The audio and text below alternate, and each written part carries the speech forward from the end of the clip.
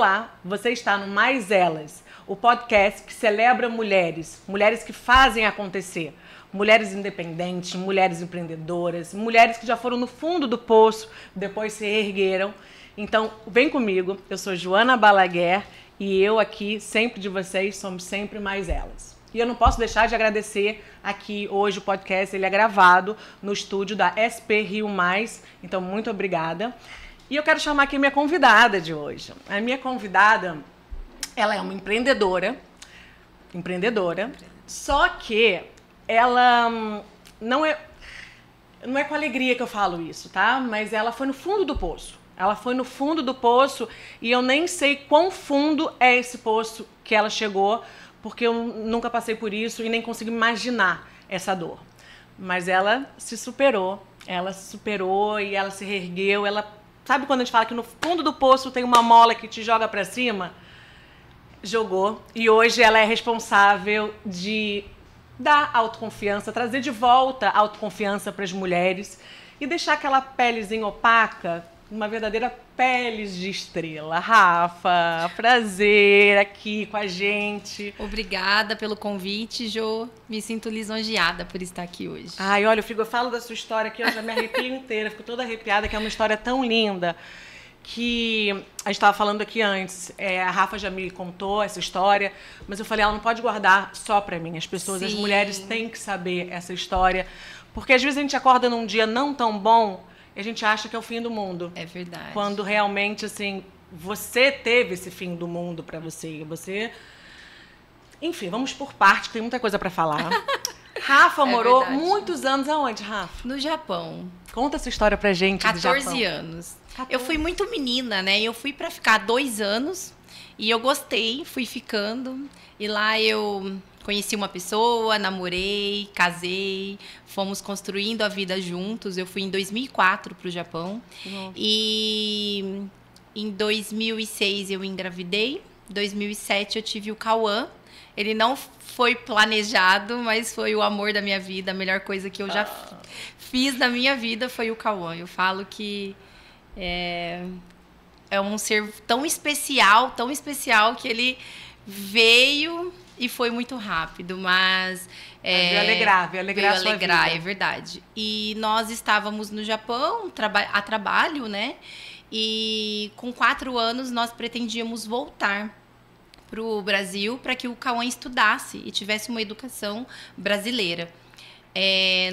Eu e o Cauã... Desculpa, só te interromper. O Cauã nasceu, então, no Japão? O Cauã nasceu no Japão. E o nome Cauã é alguma coisa de lá ou não? Não, é Cauã Kenzo. A gente queria brigamos por ele queria um nome japonês, eu queria um nome brasileiro, então entramos em consenso. Tá. E aí ele chamava Cauã Kenzo. Tá. E o Cauã, ele foi para a escola muito pequeno, com 6 meses, eu já coloquei ele na escolinha. Você trabalhava lá. No Japão? Sim, eu trabalhava. Eu fui para lá para trabalhar como dekaseki, né? Eu sou neta de japonês, então a gente foi para trabalhar, que só hoje não precisa de visto mais para ir para o Japão, mas na época precisava, né? Só entrava quem era descendentes. E aí eu aproveitei a oportunidade, fui para ficar 2 anos, para juntar um dinheiro, né, na cabeça. E eu gostei muito de lá, gostei da cultura, gostei da comida, gostei da educação, que é tão diferente, da liberdade que a gente pode ter, muito diferente. E fui ficando. E aí nós combinamos que ficaríamos mais 4 anos quando eu casei.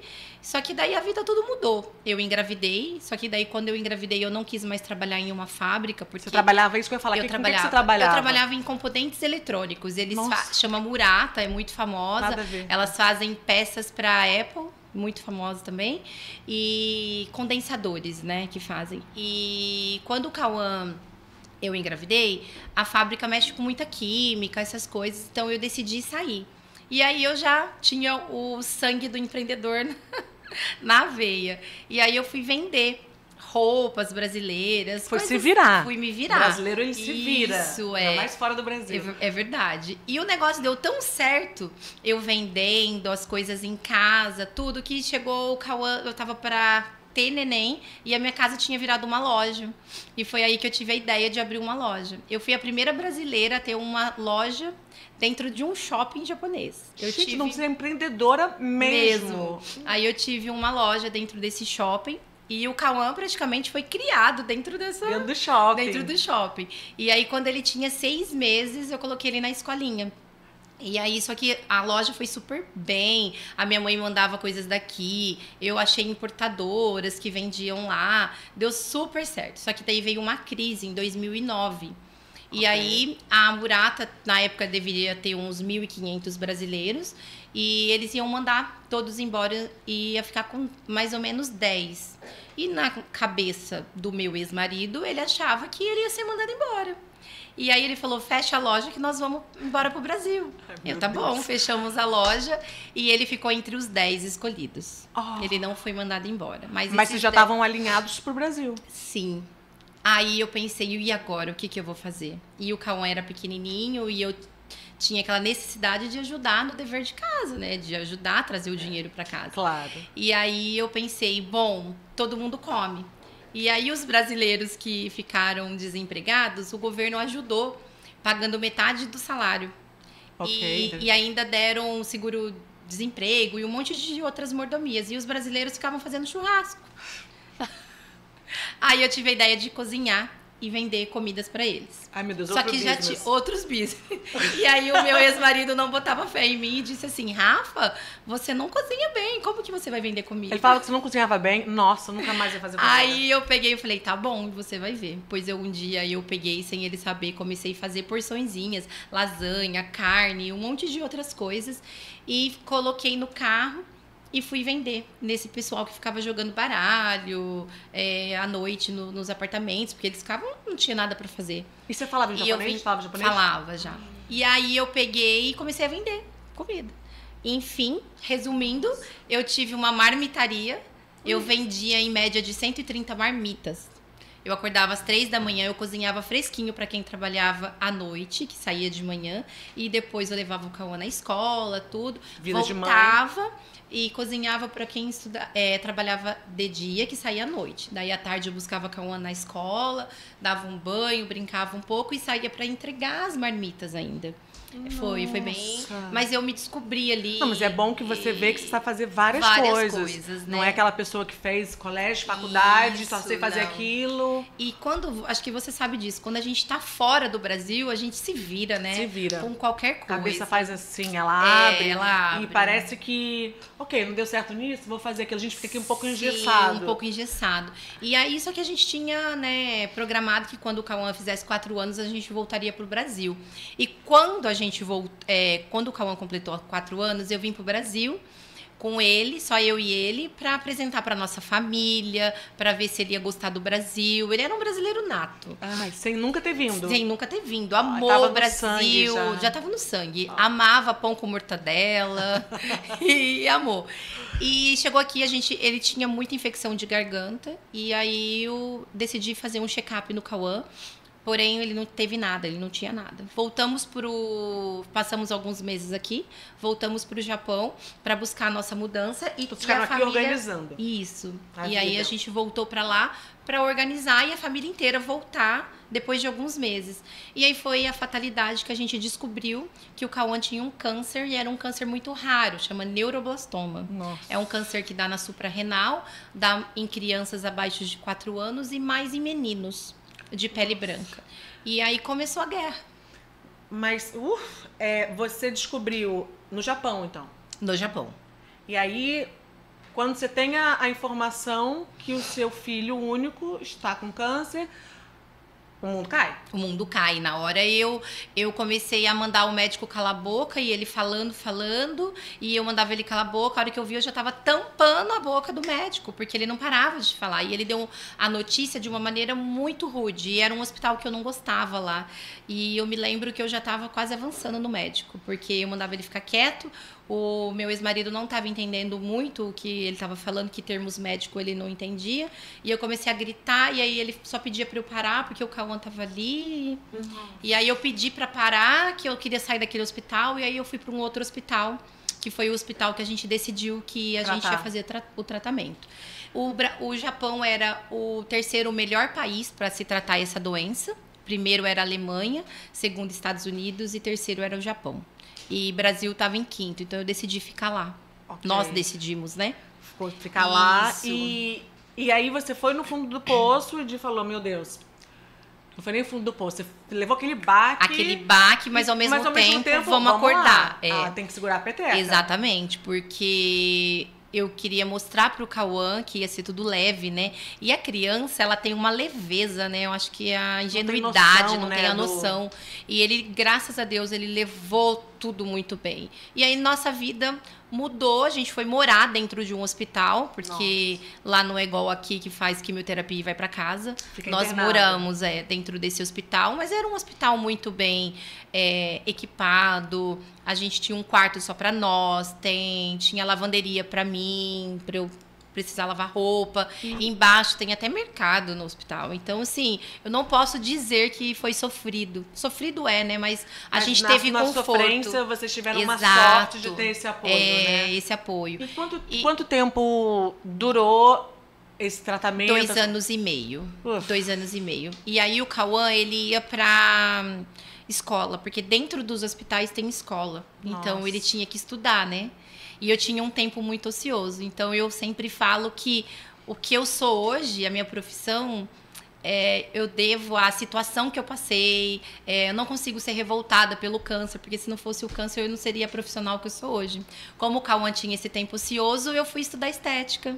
Isso que eu ia falar, mas depois você vai me contar como é que você chegou também numa outra vertente de uma outra carreira que você levou, que hoje é um sucesso. Aí eu parei, né, a vida para ficar com ele. É isso que eu ia falar, você parou a marmita, parei a vida, parei seu marido, todo mundo. Uhum. Mas... Ele continuou trabalhando, aí a minha mãe foi pro Japão para ajudar na casa com ele, como eu ficava no hospital.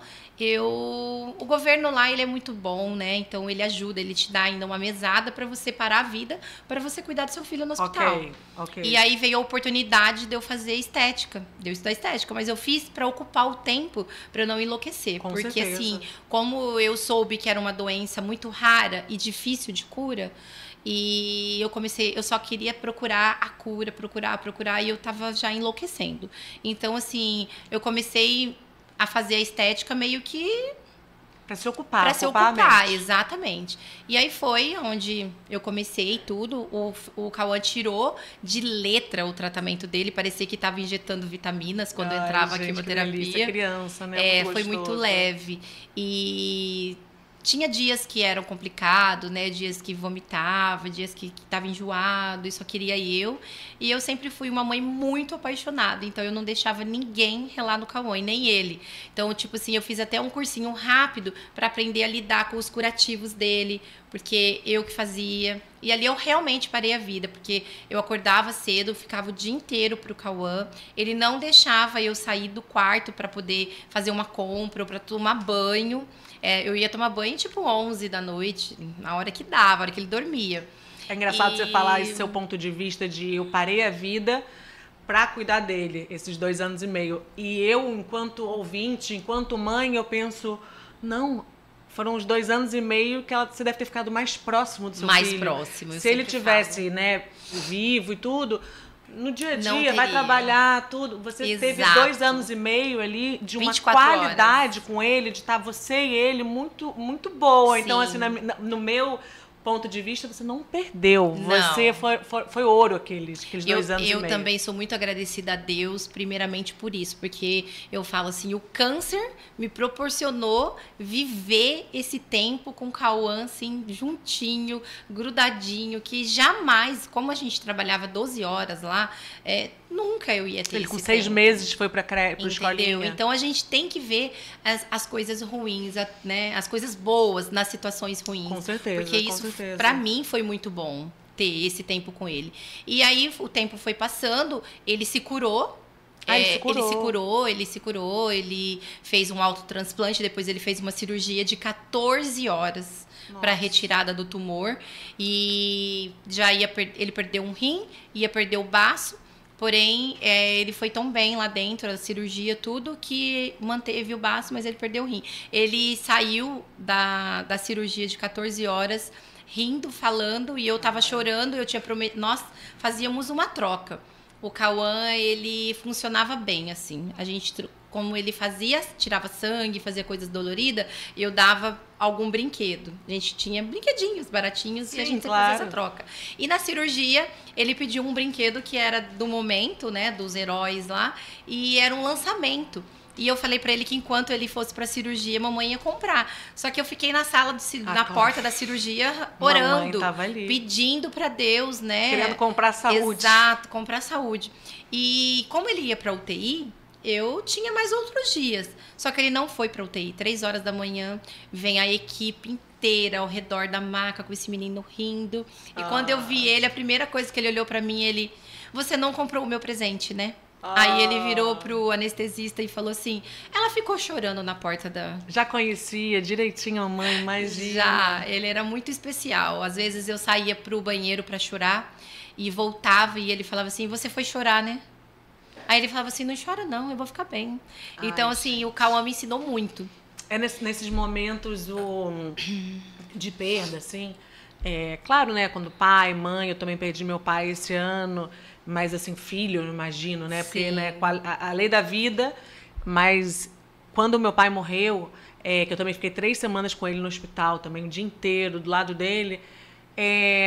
Depois, parece que tudo... É tudo muito supérfluo, né? Sim, parece que o tempo supérfluo. para e você fica ali com a pessoa e, tipo, pra que eu vou pentear o cabelo, quase? É isso É uma mesmo. coisa que tudo que você quer é saúde. São momentos, são coisas tão... pequenas né? no nosso dia a dia, mas que depois fica tão grande que a gente vê o real valor das coisas. E depois que ele se curou, ele voltou à vida normal, mas a gente já tinha um exame que constava que tinha 50% de chances dessa doença voltar. E infelizmente a doença voltou, mas aí a gente já tinha procurado outros tratamentos. E aí a gente fez um transplante que aqui no Brasil, em 2012, quando ele fez, só tinha existido um. E era no Einstein e não teve sucesso. E no Japão existia um hospital que ele era próprio só para esse tipo de transplante. É um transplante incompatível, que eles falam. A mãe doa para o filho menino, porque os meninos são 65% mamãe. Ele era o tipo sanguíneo do pai dele. A característica, fisionomia, tudo era o papai, mas 65% ele era eu. E meninas é o pai. Então, a mãe que doa. Okay. Aí eu doei a minha medula para ele, pro intuito da minha medula ser mais forte, entrar e matar o tumor. E tinha as chances, né, de falecimento no transplante. 50%. Mas se eu não tentasse também, o câncer... Não, você quer tentar tudo. Exato. E na época a gente até pensou em tentar e voltar, mas no Einstein, que tinha existido, ele custava mais de R$1 milhão. E lá era pelo governo, era um hospital muito bom. Eles faziam muitos no dia, vinha gente de outros países, né? Então a gente tentou. E ele tirou de letra. Era para ficar 6 meses internado em outra cidade. Ele ficou apenas 2 meses. Ele era muito forte, ele respondia muito bem. Rápido, né? Respondia. E vocês ficaram no Japão? Porque muita gente, depois, quando já no final, não foram morar em nenhum outro lugar.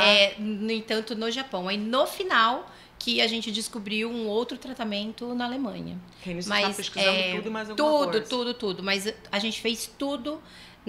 o que existia em 2011. E essa doença, hoje, eu tenho bastante contato com mães. Inclusive, no momento, eu estou ajudando uma família de São Paulo que também está passando por isso. Mas não tem nem metade do tratamento que eu fiz lá em 2011. O Brasil é muito atrasado ainda para essa doença. Mas, ao mesmo tempo, eu, quando estava em Portugal, tem uma amiga minha que teve também um episódio com um filho. E ela descobriu o câncer em Portugal e na mesma hora ela se meteu no avião e tá em São Paulo, melhor médico, tudo, que disse que é muito bom. Então, não sei se comparando com o Japão, que de repente é muito bem, isso que você falou, dos melhores. Eu acho que não é nem... A nossa medicina é muito boa. Eu acredito que é a doença. Como é uma doença mais rara, é complicado. O neuroblastoma, ele é uma assombração. Nossa. Na vida de pais. Ele é um câncer muito agressivo. É raro você ver cura em um neuroblastoma. Você vê sobrevida. Agora, cura é muito difícil. Ô, Rafa, eu até te falei nisso. Quando o Cauã morreu, você... Eu não consigo nem imaginar, porque na minha cabeça, assim, cara, eu quero morrer também. Acabou mais minha ou menos vida. assim.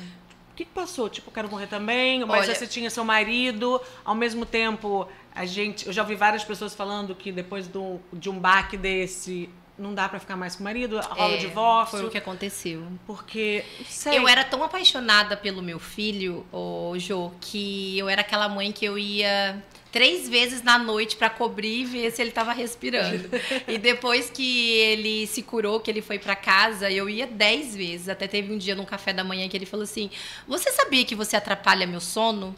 Porque eu falei, filha, a mamãe vai ver se você tá bem. Ele falou, não, eu vejo você orando por mim todos os dias, mas você tem que orar baixo. Você me acorda de madrugada e que não sei o quê. Eu era muito apaixonada. E no dia que eu internei, eu falei pra Deus e eu sou uma pessoa que eu tenho muita fé. E eu falei pra Deus, assim, que eu passaria qualquer coisa nessa vida, mas que não era pra Deus tirar o Cauã de mim. E, infelizmente, não é como a gente quer, é como Deus quer, né? A gente não entende hoje o propósito de Deus em nossas vidas. E eu nunca questionei.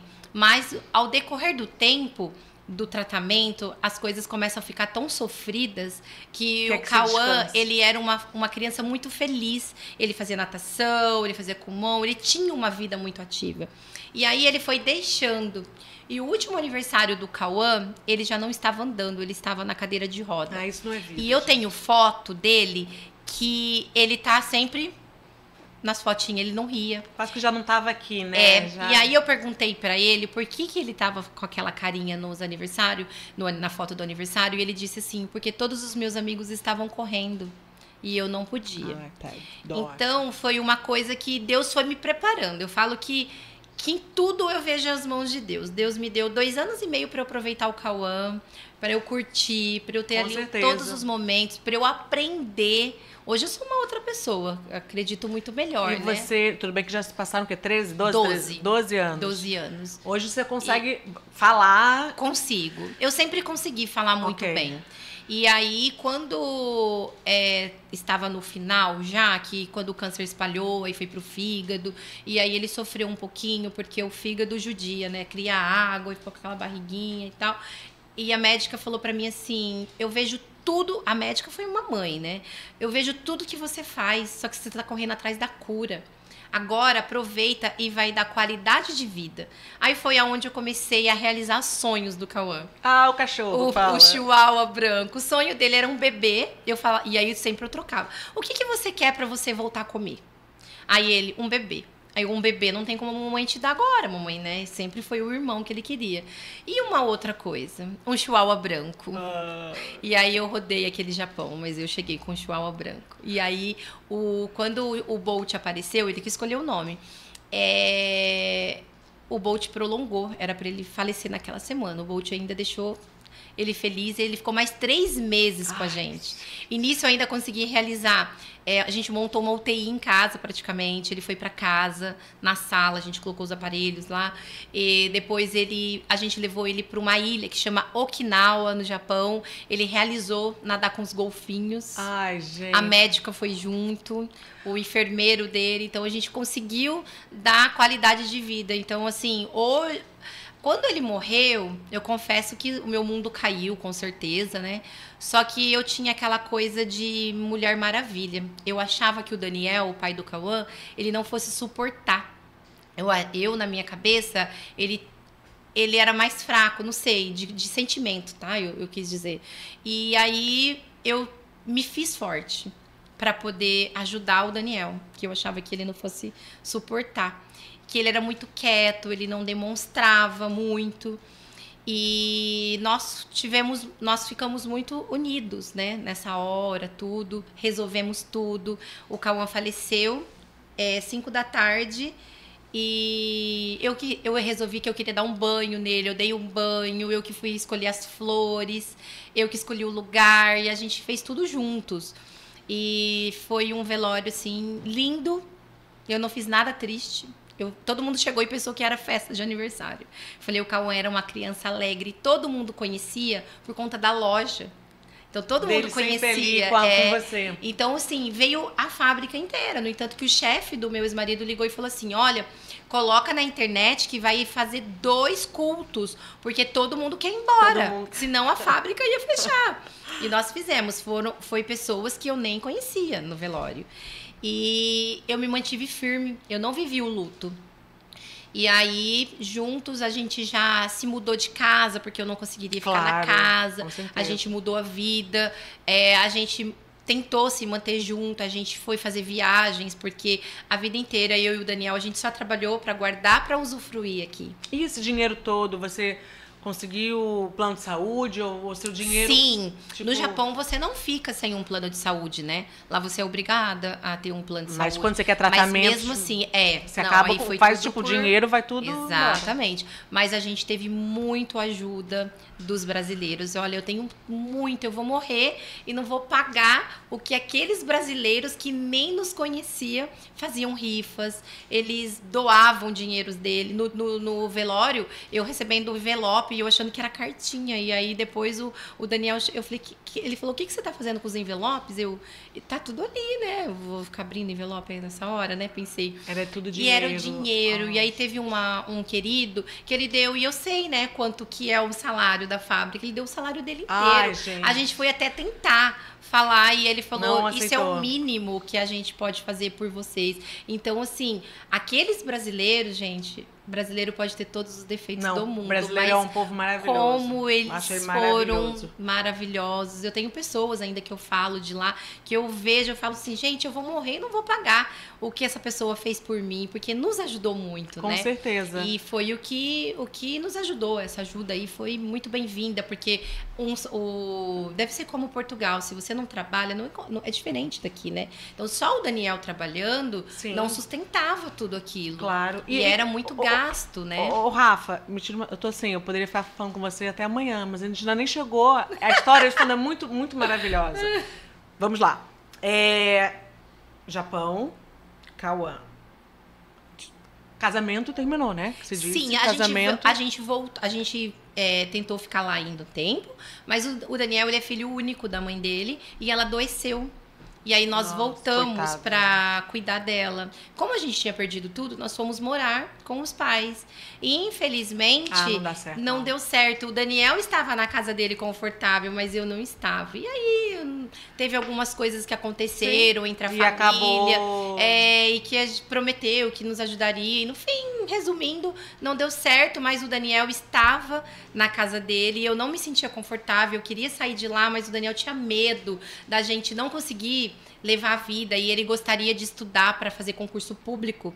E eu falei para ele que eu limparia até chão se fosse necessário, né? Claro. E, enfim, começou muitas brigas e aí eu acho que juntou o peso. Tudo, e aí mas acabou. O pai do Cauã é maravilhoso, é um homem de um caráter assim. Hoje ele também está com uma pessoa. Tenho certeza. E eu sou muito feliz de vê-lo. A Rafa, você é casada, né? Hoje em dia é casada. E aí vem parar em São José.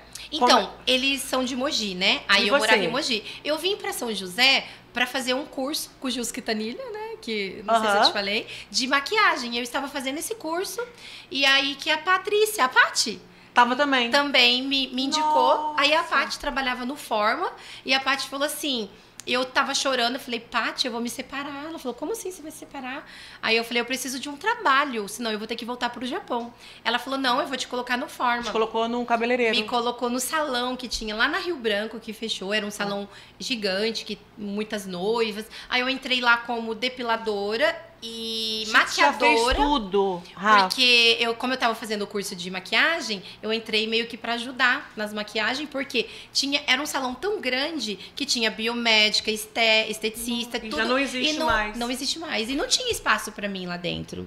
E vou falar bem a verdade, quando eu cheguei, as pessoas no Brasil, não sei se elas têm medo da concorrência, eu não fui muito bem recebida lá. As pessoas, né, me engoliam. Mas você ia pra depilação, porque também tem muita mão de obra, muita gente fazendo depilação, muita gente fazendo... Então você era uma concorrente. Exatamente. Aí, início da depilação, eu sabia que o meu foco era a pele. Então, eu conhecia pessoas e falava assim, olha, faz isso, eu trouxe do Japão um aparelho, se você quiser eu vou na sua casa. Então, eu trabalhava até 6 horas no salão.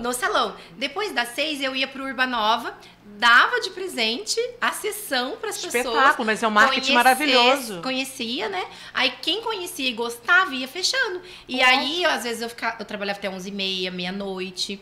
Eu acho que quando vem do Japão, Coreia, já é um selo, assim, de tipo, eu conheço pele, eu conheço os produtos que são bons. Mas, Jô, naquela época, em 2017, a estética integrativa era engolida pelos injetáveis, né? Então, tipo, ninguém acreditava muito nisso. As pessoas queriam...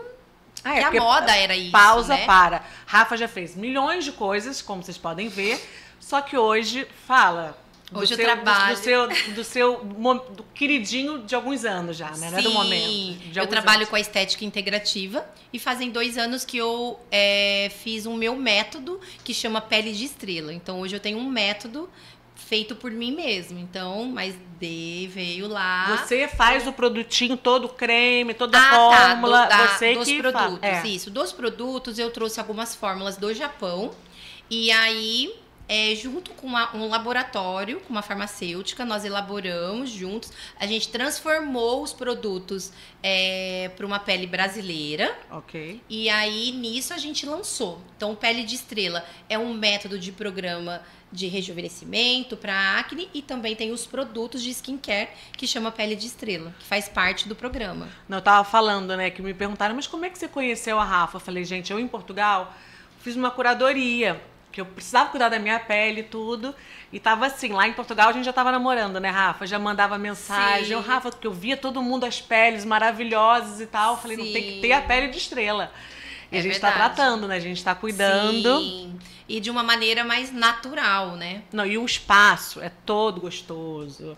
Você gosta da nossa clínica? Eu adoro. E a clínica tem, como é que é? É o K. É o K-Beauty. É que, na verdade, o K-Beauty... quando eu lancei os produtos, eu comecei com a estética e os produtos eu fui elaborando. Isso. Em 2020. Em 2020 que eu lancei os produtos. Não, 2020 não. 2020 eu abri a clínica. Em 2022 eu montei a clínica na pandemia. Em 2022 que eu lancei a guerreira, linha. Na pandemia... A linha. Aí, em 2022, quando eu lancei, eu coloquei o nome de K-Beauty, porque tava tudo pronto e eu não tinha um nome. E eu quase não sonho com o Cauã. E o Cauã, ele apareceu num sonho e falava pra mim que a K-Beauty estaria no mundo um dia. E aí eu resolvi colocar K-Beauty no nome dos produtos. Nossa! Só que depois que eu montei o Pele de Estrela, o meu programa, pegou tão bem o nome que eu pensei assim, quem faz o protocolo comigo, ele já leva os produtos. Então, os produtos e o programa tem que ser um nome só. Aí foi que eu uni o nome Pele de Estrela para os produtos e o método. Okay. E a clínica eu tinha uma sócia.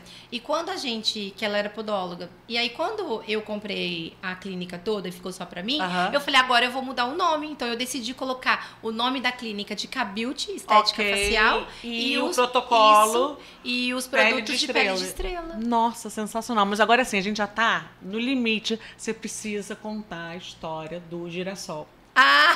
Que é a coisa mais linda, gente. Conta rapidinho assim, a história do girassol pra gente. O girassol foi assim. O Cauã me deu um girassol dias antes dele falecer. E ele gostava porque o nome da classe dele na escolinha chamava Tampopo, que é girassol. E aí, quando eu comecei a procurar salas aqui, então, essa coisa de girassol já ficou guardado pra mim, porque quando ele me deu, eu já imaginava que ele fosse me deixar em breve. E você guardou aquele girassol, Guardei. E o Cauã também teve um sonho.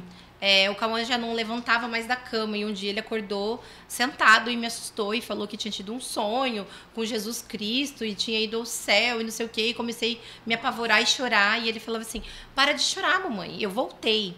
E nisso... Deve ter já ido. E aí nisso passou, ele me deu o girassol logo dias depois. E aí quando eu tava procurando salas para alugar, o corretor já tinha me mostrado milhões de salas porque eu queria no Aquários. E quando a gente chegou ali, ele colocou um monte de empecilho. Ele falou pra mim que tinha um monte de concorrente, que no meu andar ele não queria Ele não queria. Ele falou assim que tinha umas 3 concorrentes no meu andar. E quando eu pisei na sala, o Espírito Santo falou comigo, é essa sala. E aí, quando eu fui na minha sala, eu olhei a clínica toda. Quando eu vi a minha sala é a vista pras vaquinhas. E aí, que já nem, não é mais. Que não é mais, mas não existia ainda nem no sonho em ter o campo de girassol, não tinha. Aí tinha 2 árvores enormes lá no meio, e lá no meio tinha 3 girassóis. Nossa. E eu virei pra ele e falei assim, é aqui. E ele falou, você tem certeza? Porque tem a concorrente, olha, ela tem 10 anos, que não sei o que não sei o que lá. Aí eu fiquei brava e falei, você não tá precisando trabalhar? Qual é o seu problema, meu? Aqui. E aí eu falei com as sócias que a gente ia abrir juntas. Falei, achei a nossa sala. E foi lá. E a sua sala é de frente? A minha sala é de frente. Então, às vezes, as coisas foi muito difícil de eu chegar até aqui onde eu tô hoje. Então, tinha dias que eu chegava e falava, Senhor, o que eu vou fazer da minha vida? Me dá uma luz. Eu abria a minha janela, eu olhava aquele girassol, aquela árvore, aquelas vaquinhas, e era uma calmaria tão grande que Deus falava assim, filha, é aqui que você vai ficar. E Deus, por várias maneiras, usou pessoas para dizer que era nessa cidade que ele ia fazer meu nome um dia. E que era pra eu persistir. Ele te trouxe porque aqui. Você tinha já, por isso tem essa sua história aqui em São José. E você ama morar em São José, Amo morar em São José. Quem não ama morar em São José? Não adianta falar, gente, São José é muito bom, muito bom. E aí, depois de anos, o que veio? A confirmação. Um campo de girassol na minha janela por 2 vezes, né? Aquele campo de girassol. Quando anunciou, eu falei, não, é brincadeira isso, não é possível. Aí ali foi quando eu tava montando a minha linha. E ali veio assim, você vai voar. Isso aqui é uma confirmação para você. E é isso que você falou, o seu sucesso hoje deve a isso que aconteceu. Porque de repente você podia já ter vindo para São José, não ter se encaixado aqui e ter voltado pro Japão. Exato. E eu falo que o Cauã, ele é a minha força invisível. Ele sempre está ali comigo de alguma maneira. Com certeza. E o que eu sempre digo para as pessoas que passam na minha maca, que na minha clínica, eu falo assim, que para as pessoas não desistirem, porque assim, se eu conseguir sobreviver, se eu tô aqui hoje, depois de ter perdido um filho, perdido o meu casamento, perdido tudo na vida. Dinheiro também, que perdeu. E assim, mas as pessoas acham que eu subi assim, né? Não foi. Foi muito suor. As pessoas têm só a foto, né? Exatamente. Ah, mas agora, olha, ela tem a pele de estrelas, ela tá bem, ela tá chique, ela tá com fulana, com ciclano. Não. Eu trabalhei sábados, domingos, enquanto todo mundo tava com família, passeando. Eu tava ali, ó, suando, trabalhando. Ô, Rafa, qual foi, assim, aquele ponto de virada que você falou, chega, eu preciso sair dessa? Eu tava muito mal, vivi o luto muito tempo depois. E aí, eu tava numa situação financeira muito ruim. Ou eu vou pro Japão, ou eu abro a minha clínica. Mas não tinha dinheiro para abrir a clínica? Não tinha dinheiro. E foi aonde eu falei assim, pedi uma... Sempre na minha vida foi assim, eu pedi uma luz para Deus, eu falei, me mostra o que eu preciso fazer. E foi aonde apareceu as meninas que quis abrir a clínica comigo, na época, sócias, e a gente abriu. Então te colocou assim uns anjos para te ajudar nos uniu e depois na hora certa nos distanciaram. Veio só fazer uma missão. É o ciclo, né? É o ciclo. São pessoas maravilhosas que eu tenho comigo até hoje. Hoje, que você já é uma mulher de sucesso, empreendedora, mas o que significa para você hoje sucesso? Para mim, o sucesso, eu acho que é ver o sorriso das clientes quando acaba o programa. Não é, na verdade, não é dinheiro, não tem a ver com dinheiro, tem a ver com a clínica, com as clientes ali, eu estar como uma boa profissional hoje, com um nome. Eu acho que sucesso é isso para mim hoje. Ô, Rafa, e um sonho?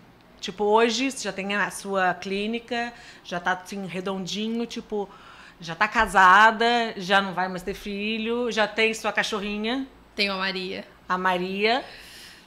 O que falta realizar? Qual é o seu sonho? Hoje chegasse assim, qual é o seu sonho? O meu sonho hoje ainda é voltar para o Japão até o ano que vem. Eu quero fazer um curso lá e buscar algumas tecnologias novas que eu sei que já saíram, já estou de olho. E meu sonho também é ajudar pessoas, Jô. Eu peço muito a Deus que me ajude financeiramente para que eu possa levar essa ajuda que um dia eu tive lá atrás, sabe? Igual tem muitas crianças e famílias, eu inclusive estou ajudando uma que é de Rondônia e eles não têm aonde ficar financeiramente, não tem condições lá em São Paulo. Então eu quero ter uma casa Ronald, né, que tem lá, eu quero ter. E você vai ter. É em nome de Jesus. Você vai ter. Toda a honra e toda a glória para ele, que me ajude, que eu vou ter. Você vai ter. E eu vou ajudar. Os meus sonhos hoje são esses. Mas assim, Rafa, você foi no fundo do poço. Bem. Você foi no fundo do poço, num poço que... Sem fundo. Você foi. E você... Olha, muito essa conversa aqui que sirva de inspirações, assim, para as mulheres que estão, assim, chateadas em casa. Que eu acho que o intuito do podcast é isso, para as mulheres que são empreendedoras, mulheres que fazem acontecer, mas também para aquela mulher que, às vezes... Tá perdida. Tá perdida. Tá perdida porque a mulher tá em casa de pijama, ou tá mal no casamento, ou tá mal na profissão, ou então só cuida dos filhos, e aí vem a outra toda super empresária, se sente menor, diminuída, e não é nisso. Não. É para saber que, poxa, a pessoa é uma empresária bem-sucedida, mas, cara, ela perdeu um filho, ela trabalhou com a marmita, ela trabalhou com várias coisas. Então, de repente, é mesmo isso, para te dar aquele start, falar, mulher, acorda. Vai lá, força, a vida é uma só, é verdade. É o aqui e agora, faz acontecer. E o que eu sempre falo, que o que eu faço hoje é a continuidade de um propósito. Você não imagina quantas vidas eu salvo ali. Porque eu não só levo autoestima para as pessoas. Às vezes, uma palavra de eu contar a minha história, já teve pessoas que falam assim, sabia que eu vim aqui e eu estava pensando em tirar minha vida?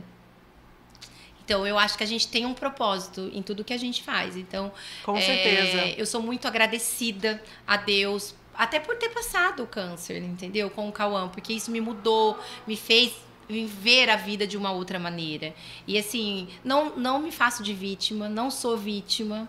Não me faço de coitada. Às vezes, quando eu conto, não é que eu tô querendo me fazer de coitada. Imagina. Não, é que a gente conversando e tal. E eu acho que me faz bem falar do Cauã, de uma pessoa que me fez bem, que foi um presente na minha vida e que acho que se não fosse ele, eu não seria hoje quem eu sou, né? Tudo tem um tipo, porquê. faz bem falar. Exato. E nos faz bem ouvir. Né? Ouvir, acresce assim no coração que você fala...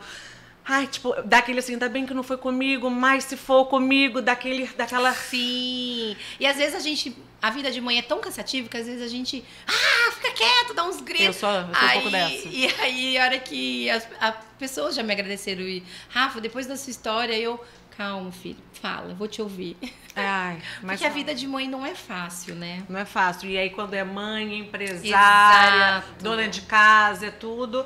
Mas nós somos mulheres, somos mais guerreiras, então estamos aqui e a gente dá conta. Obrigada, Rafa. Imagina. Obrigada. Foi um prazer. Nosso vídeo, nosso podcast vai estar em todas as plataformas, YouTube, Spotify, meu Instagram. O seu Instagram, Rafa, Sim, fala. Seu Instagram. Meu Instagram é Rafa Estética. Rafa Lourenço Estética. Nossa, me deu um branco. É só colocar Rafa Lourenço Estética. É Rafa Lourenço Estética. Rafa Lourenço Estética. E obrigada. Até um papo próximo aí com outra mulher incrível. Sim. Rafa, eu podia... Isso aqui, ó. Mais um girassol! Um girassol! Obrigada. Obrigada a você. Nossa. Obrigada. Não me fez chorar no começo, vai fazer chorar no final. Não, eu só olhei, agora todo girassol que eu olho, eu me lembro de você. Que lindo. Obrigada.